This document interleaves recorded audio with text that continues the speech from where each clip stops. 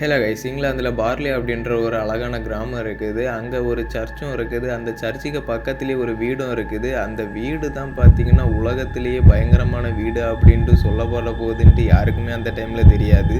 என்னடா சொல்கிற, ஒரு புனிதமான இடத்துக்கு பக்கத்தில் இருக்க வீடு எப்படிரா அவ்வளோத்துக்கு அமானுஷ்யமான பயங்கரமான வீடாக மாறும்னு தானே அதை தான் இந்த வீடியோவில் பார்க்க போகிறோம். வீடியோ செம்ம இன்ட்ரெஸ்டிங்காக இருக்கும். தனியாக இருந்து யாருமே பார்க்காதீங்க. நம்ம சேனலுக்கு புதுசாக இருந்தீங்கன்னா மறக்காமல் சப்ஸ்கிரைப் பண்ணிக்கோங்க. இப்போ வாங்க வீடியோக்குள்ளே போகலாம்.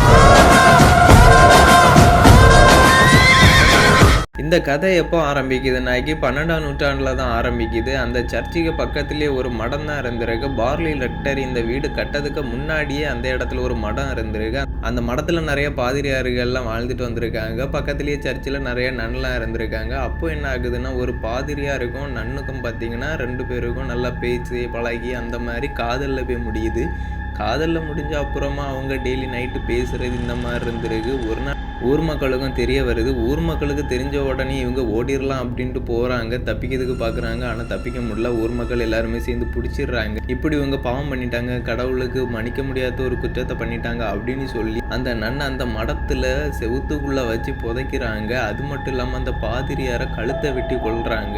அதுக்கப்புறமா அந்த இடத்த சபிக்கப்பட்ட இடம் அப்படின்னு சொல்லி கிராமத்தில் இருக்க எல்லாருமே நம்புகிறாங்க. அதுக்கப்புறமா 1862 ஹென்றி அப்படிங்கிற ஒரு பாதிரியார் அந்த மடத்தை இடிச்சிட்டு அதுக்கு மேலே ஒரு வீடு கட்டுறாரு. பார்லி ரெக்டரி அப்படின்னு அந்த வீட்டுக்கும் பேரும் வைக்கிறாரு. அவரோட குடும்பத்தோடு அங்கே குடியேறி நல்ல விதமாக தான் வாழ்ந்துட்டு வராங்க. கொஞ்ச நாள் எதுவுமே பிரச்சனை இல்லாமல் நல்லா தான் போயிட்டு இருக்கு. ஆனால் கொஞ்ச நாள் போக போக தான் அதுக்கப்புறமா வீட்டுக்கு வெளியே யாரும் நிற்கிற மாதிரி, நடக்கிற மாதிரி, கதவெல்லாம் தன்னாலேயே மூடி துறக்கிற மாதிரி, தோட்டத்துக்களை பார்த்தா ஏதோ ஒரு பொண்ணோட உருவம்லாம் தெரிய மாதிரி இருந்திருக்கு. அதை விட ரொம்பவுமே பயங்கரமான விஷயம் என்னன்னா, அவரோட வீட்டில் இருக்க செவுத்துல கெட் அவுட் ஹெல்ப் மீ இந்த மாதிரி எல்லாம் மெசேஜ் வந்திருக்கு. அது யாருமே எழுதல, மர்மமான முறையில் யாரோ எழுதியிருக்காங்க. இவங்க ரொம்பவுமே பயந்து போடுறாங்க. இருந்தாலுமே இதை வெளியே யாருக்கிட்டையுமே சொல்லாம தான் வச்சிருக்காங்க. ஒவ்வொரு வருஷமும் அங்கே நடக்கிற விஷயங்கள்லாம் ரொம்பவுமே மர்மமான முறையில் நடந்துக்கிட்டே தான் இருந்தாலும் இவங்க அதெல்லாம் யாருக்கிட்டையும் சொல்லாமல் அவங்களுக்குள்ளேயே வச்சிருந்திருக்காங்க.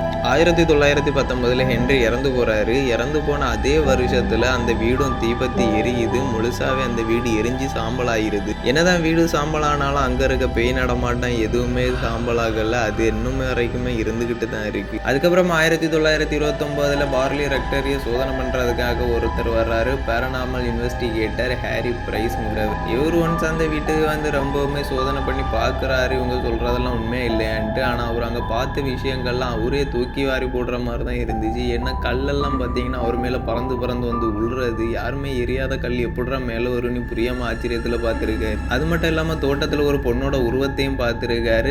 அது மட்டும் இல்லாம ஆள் நடமாட்டமே இல்லாத ஒரு ரூம்ல ரொம்பவுமே குளிர்ந்த காத்து அடிச்சிருக்கு. அது மட்டும் இல்லாம யாரோ நடந்து போற மாதிரியே ஃபீல் வந்திருக்கு. ஃபீல் வந்தது மட்டும் இல்ல, நடந்து போற சத்தமும் கேட்டிருக்கு. சின்ன குழந்தைங்க அழுற மாதிரியும் சத்தம் கேட்டிருக்கு. அவர் அதை ரிசர்ச் பண்ணி முடிச்ச அப்புறமா அவரு கொடுத்த பேரு தான் இந்த உலகத்தோடைய பயங்கரமான பேய் வீடுன்னா அது இதான்ப்பா அப்படின்ட்டு அவரே பேய் வீடு அப்படின்னு சொல்லிட்டு போயிருக்காரு. அவர் ரிசர்ச் பண்ணி உண்மையாவே இந்த இடத்துல பேய் இருக்கு அப்படின்னு சொல்லியிருக்காரு. இருந்தாலும் இன்னும் வரைக்குமே அது உண்மையா பொய்யான்னு யாருக்குமே தெரியல. அந்த வீடு தான் அழிஞ்சு போயிருந்தாலும் அந்த கிராம மக்கள் நம்புறது இல்லைன்னா அந்த வீட்டுக்கிட்ட போகும்போது குழந்தை அழுற சத்தம், அது மட்டும் இல்லாம ஒரு பெண்ணோட உருவத்தை பார்த்ததை இந்த மாதிரி நிறைய விஷயம் சொல்லிக்கிட்டு தான் இருக்காங்க. ஆனா உண்மை என்னன்னு இன்னும் வரைக்குமே யாருக்குமே தெரியாது. இந்த நன்னை தான் பார்த்தீங்கன்னா இதோட ஸ்டோரியிலேயே முக்கியமானதை சொல்றது. இந்த நன்னை அவங்கள அந்த மாதிரி புதைச்சனாலதான் அவங்களோட ஆவி இன்னும் வரைக்குமே அவங்களுக்கு ஒரு நியாயம் கிடைக்காம செத்ததா சொல்லி எல்லாரையுமே பழிவாங்கிறதுக்காக துடிச்சுக்கிட்டு இருக்கு அப்படின்னு சொல்லப்படுது. உங்களோட கருத்தை என்னன்னு மறக்காம கமெண்ட் பண்ணுங்க. இந்த மாதிரி இன்ட்ரெஸ்டிங்கான வீடியோ பார்க்கறதுக்கு நம்ம சேனலை சப்ஸ்கிரைப் பண்ணிக்கோங்க. பை.